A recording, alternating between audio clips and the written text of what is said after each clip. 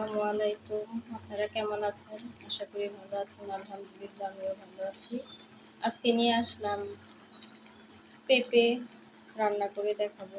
কিভাবে পেঁপে রান্না করতে হয় তো আমার ভিডিওটা দেখতে থাকুন। তো আমি কড়াই বসিয়ে দিলাম। এখন আমি কড়াইয়ে তেল দিয়ে দিব।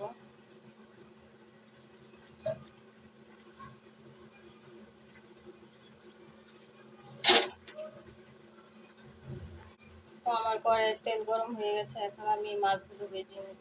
রুই মাছ।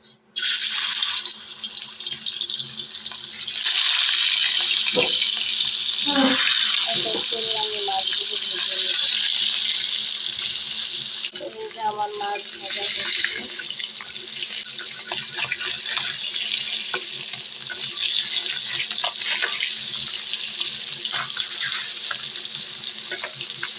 তো আমার মাছ ভাজা শেষ। এখন আমি মাছটি নামিয়ে নেব। নিয়ে তরকারিটা বসায় দেবো। কীভাবে তরকারিটা বসায় আপনারা দেখতে থাকুন। তো আমি এখন পেঁয়াজ কুচিটা দিয়ে দিব। দিয়ে দিলাম। দিয়ে নাড়াচাড়া করতে থাকবো।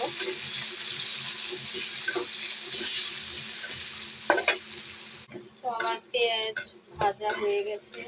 এখন আমি অল্প একটু পানি দিয়ে দিব।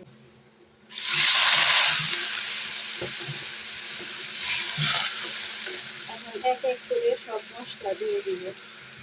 প্রথমে আমি হলুদের গুঁড়া দিয়ে দিব পরিমাণ মতো। তারপরে দিয়ে দিব মরিচের গুঁড়া।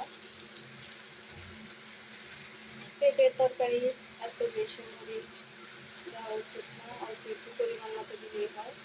বেশি করে কাঁচা মরিচ দিতে হয়। এখন আমি লবণ দিয়ে দিব। তো আমি লবণ দিয়ে দিলাম। তো এখন দিয়ে দিব একটু জিরার গুঁড়া, একটু ধনিয়ার গুঁড়া। ধনিয়ার গুঁড়া দিয়ে দিলাম। এখন দিয়ে দিব জিরা। মশলাটা ভালোভাবে কষিয়ে নেব। এখন আমি 4-5টা কাঁচামরিচ কাটা দিয়ে দিব।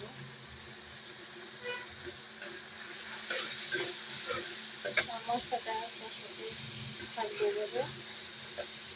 মশলা কষানো শেষ। এখন আমি দিয়ে দিব আগে থেকে পেঁপেগুলো হালকা একটু ভাপ দিয়ে দিয়েছিলাম। এখন পেঁপেগুলো দিয়ে দিব।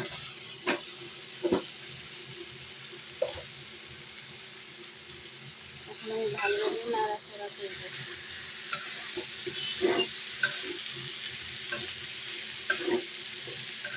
নাড়াচাড়া করে দিব। দিয়ে হালকা অল্প একটু পানি দিয়ে দিব। তো এই যে আমার তরকারি ভালোভাবে কষায় নিলাম।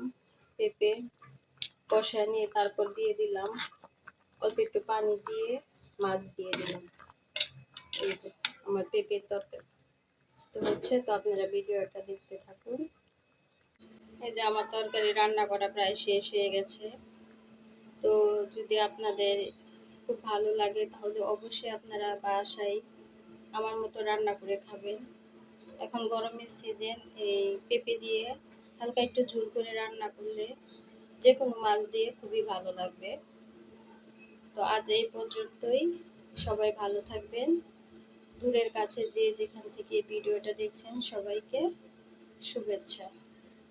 তো আরেকদিন আরেকটা নতুন রেসিপি নিয়ে আসবো। আল্লাহ হাফেজ।